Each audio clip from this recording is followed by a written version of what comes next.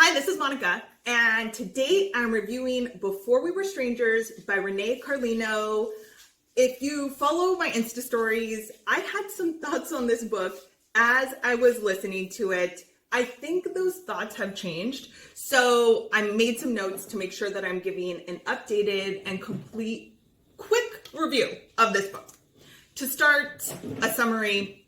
Basically, a guy and a girl meet senior year of college and become friends, eventually fall in love. The girl is new in relationships. I think this is her first serious relationship. And after graduation, they want to stay together. But he takes an opportunity to go away for 2 months. It's a really good opportunity to South America, and he's supposed to come back after.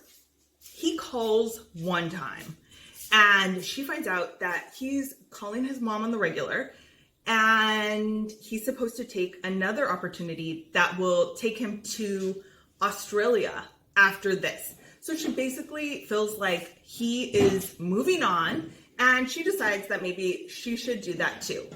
So she takes an opportunity that takes her to Europe for a year and a half, and they basically lose contact after this. They don't see each other, hear from each other for 15 years. They run into each other on the subway, or one of them is about to get on the subway, the other one, they kind of miss each other and finally meet up again. 15 years later, he is divorced and her husband has passed away, so she's a widow and she has a 15-year-old daughter. The plot thickens. I didn't see this coming, so I thought that was really great because they just mentioned one time, I think she throws up or something, and when she did, I thought she's pregnant. And then the book successfully distracted me enough that I completely forgot about that until they meet up and this whole thing comes up. I was super surprised by it, and I really appreciated that, which just changes so much about their lack of interacting with each other, of finding each other in all of that time. It turns out that she had been trying to call or write him over these 15 years to let him know that they have a daughter together. He never got any of those messages, and what made me start to think I'm not a fan of this book is that I realized I'm not a fan of the main male character. It kind of is brushed under the rug, but I'm pretty sure he says that he's married. He gets married and he's in this unhappy marriage because he was still in love with this first girl. But he didn't really make an effort to find her, track her down. If a guy wants to be with you, he will go to the ends of the earth to be with you. He was going to the ends of the earth to get away, and when he came back, he didn't make the effort. Unacceptable. And it's all just painted as he's the victim. A lot of the story is from his perspective. At least I think the first 9 chapters are from his perspective. Maybe that's not accurate, but a lot.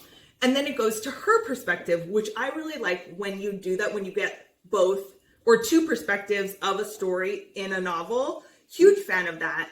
And since I listened to it on Audible, they actually had 2 narrators, a male and a female. They both did an amazing job. So I really, really appreciated that. But in terms of his perspective, he just seemed like a gaslighter 100,000% and a victim. He acted like he was a victim of this bad first wife when I think he was cheating on his girlfriend with that wife lady, and he really didn't make an effort. Unacceptable. It's so on him, and he just doesn't take responsibility for anything. In hindsight, it also made me realize that he is the victim of his relationship with his dad and with his brother, with his ex-girlfriend. No, bro. you're the common denominator in all of these relationships. And I don't think there was any, like, they didn't address that. There was no self-awareness. That was never fixed at all. And I was very unhappy with it. It was just, I don't think I'm a fan of the main male character. And that's what it is. And I think that the girl deserves better. So the subtitle to the book is, it's Before We Were Strangers, a love story. And I was kind of thinking, is it though? Because this isn't very great or romantic. This guy moved on. He married someone else. And he is telling himself all of these things as if she didn't reach out, and she really did. And then when she tells him about the daughter, he's like pissed that she didn't make more of an effort to get a hold of him. Unacceptable. F off. So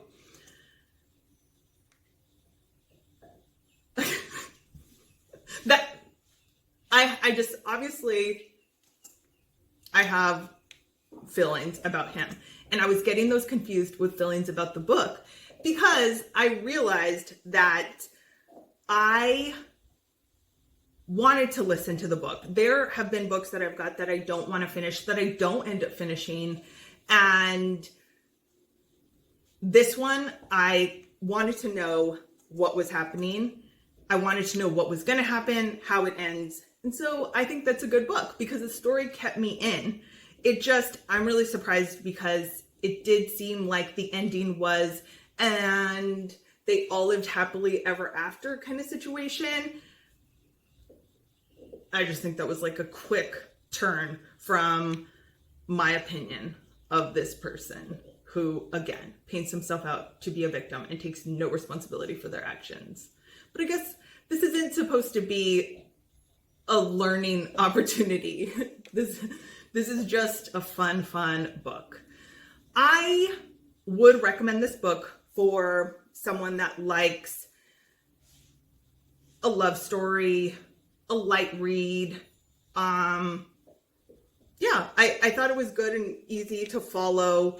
I listened to it while I was running, and I think anything that I listen to while I'm running, I've realized recently, has to be light, not super complicated story. Like, there can't be tons of people, and it also can't be, especially right now, stressful, sad, violent, anything like that. So this was a good level of kind of suspense and plot twist situation, that it is a pleasant multitasking listen on Audible. And I will put on readyrepeat.com a link to the book on Audible, on Amazon, on Kindle. Plus, I have a bunch of good listen reviews that I have done recently. A little heads up too, I haven't listened to a lot of books in this genre, or these books like love story kind of books. So I was a little surprised. There's a couple of sex scenes that I thought, I don't think you're this descriptive about anything else in the book, but for some reason you're super descriptive about the sex interactions. I was just surprised by that. So that's a thing. It's not really bad. I think it's well written. I like the twist. I obviously didn't see it coming, and I do recommend it.